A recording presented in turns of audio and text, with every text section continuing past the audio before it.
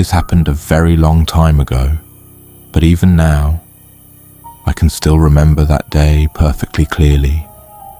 The story is a little long, but I'll try to tell it as simply as I can.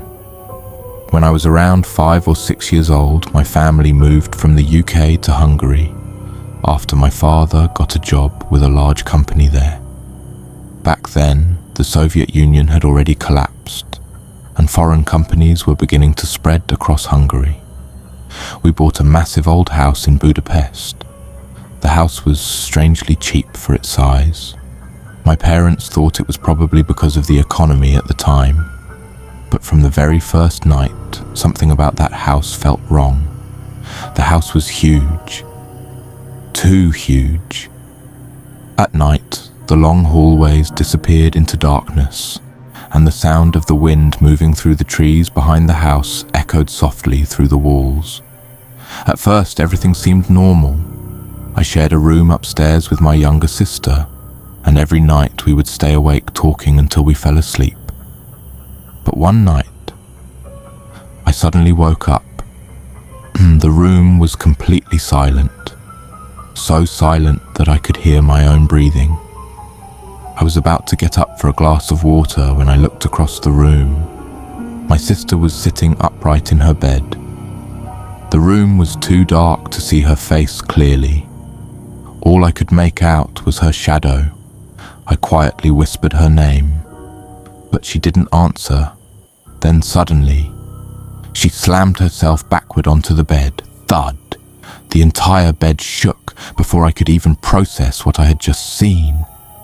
She sat straight back up again, then slammed back down, again and again. Every single movement was harder than the last. The old bed creaked violently through the darkness. I couldn't move. It felt like my body had completely frozen. Then suddenly, everything stopped. She was sitting upright again, but this time, her silhouette looked darker than before, as if the darkness in the room was gathering around her. Then slowly, she turned her head toward me. A cold wave rushed through my entire body. I immediately shut my eyes as tightly as I could. A few seconds later, I forced myself to look again, and this time, her face was completely turned toward me, but there was no face, just darkness, like an empty black void staring directly at me. My heart was pounding so hard I thought the sound would fill the entire room. I wanted to scream, but no sound would come out.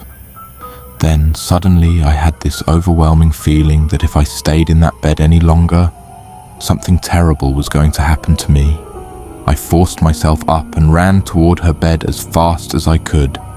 But the second I reached her, my sister was lying there completely asleep. The room was silent again. Whatever I had seen was gone. I didn't sleep for the rest of that night. I just stared into the darkness of the room until morning. But that was only the beginning. After that night, the house started to feel different. Even during the daytime, something about it felt wrong. Sometimes I would hear footsteps upstairs. Sometimes I'd hear movement in the empty hallways late at night. And sometimes, it felt like someone was standing just outside my bedroom door. I begged my parents to leave that house, but they brushed it off as my imagination. Then one morning, I woke up to my mother screaming. When I opened my eyes, I realized I was hanging upside down from the second-floor staircase, like a bat. My head was dangling over the floor below.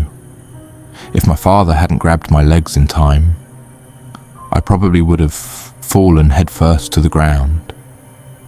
After that, the doctors diagnosed me with sleepwalking, but by then, my parents were terrified. They called a priest to the house.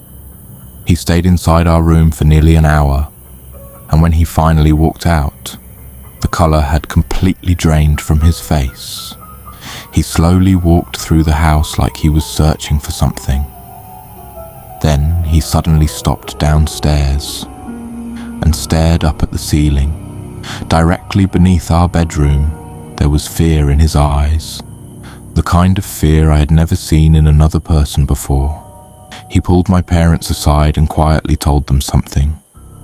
That same evening, we packed our things and left for a hotel. The next day, construction workers were brought in to tear open the ceiling beneath our room. Hidden inside, they found a small compartment. Inside the compartment were tiny animal bones, and hanging from a thin string was a small doll made from those same bones, hanging upside down, exactly the way I had been found on the staircase. We sold the house immediately after that, and we never went back. But even now, sometimes in the middle of the night, when I suddenly wake up for a few seconds, it still feels like something is sitting in the darkness, watching me. This happened when I was about 15 years old. I'm 20 now. But even today, whenever I think about that house, my hands still go cold. I've seen a lot of strange things in my life, but what happened inside that house is something I still can't explain. We lived a little outside the city, in an old house, surrounded by woods. The house itself wasn't very big, but the forest around it was dense, so dense that at night, if you looked outside, all you could see was darkness. My father travelled a lot for work. Most of the time it was just me, my mum, and my little sister living there. When we first moved into that house, everything seemed normal, but after a few months, strange things started happening. At first, I began hearing sounds at night. Footsteps, slow, heavy, like someone was walking through the upstairs hallway very slowly. At first, I thought it was probably my mum, but one night, I went downstairs to check. My mum was asleep. My little sister was asleep too.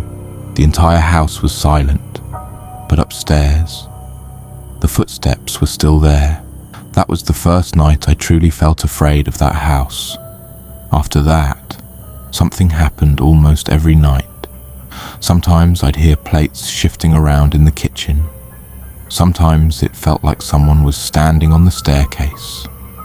And sometimes I could clearly feel that someone was standing right outside my bedroom door, just standing there, not moving.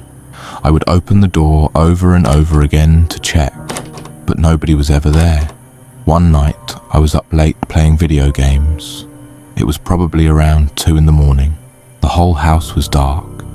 Then, suddenly, I heard something coming from the attic upstairs, a slow scratching sound, like fingernails dragging across wood. We never went into the attic. It always stayed locked. My dad always said it was just filled with old junk. But that night, the scratching kept going. Scratch, scratch, scratch. I kept trying to tell myself it was probably a rat, but then the sound suddenly stopped. The entire house went silent again, and right after that, I heard footsteps outside my bedroom door. Slow, bare footsteps. Tap, tap, tap. My throat instantly went dry. I leaned closer to the bottom of the door, and that's when I saw it. A shadow. Someone was standing outside my room. I froze. The shadow didn't move at all. Then, slowly, the doorknob began turning downward. I immediately threw my weight against the door. The handle kept moving, slowly, like whoever was standing outside wasn't in any rush, like they already knew I was inside. Then suddenly, everything stopped. A few seconds later, I heard the footsteps slowly walking away down the hallway. I never opened the door again that night. The next morning, I told my mom everything, but she brushed it off and told me I'd probably been watching too many horror videos. Eventually, I tried convincing myself of the same thing. But then, my little sister started noticing things too. One day, she looked at me and asked, "Do you know who stands outside my room at night?" The second she said that, my stomach dropped. I asked her what she meant. She said, "Every night someone stands outside my door, and sometimes they whisper my name." That night, for the first time, I let her sleep in my room. Around 3 in the morning, I suddenly woke up. The room was freezing cold, so cold that I could actually see my breath. My sister was asleep beside me, and then I noticed something standing in the corner of the room. A tall black figure. It stood in the darkest part of the room. So tall, its head almost touched the ceiling. I couldn't make out a face, just 2 faint white eyes, staring directly at me. I was too terrified to move. Then suddenly, my little sister started talking in her sleep, very softly. But it didn't sound like her voice anymore. She was speaking in some strange language, a language I had never heard before.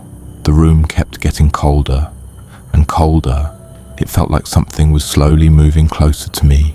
Then suddenly, the black figure disappeared, and at the exact same moment, my sister sat up screaming.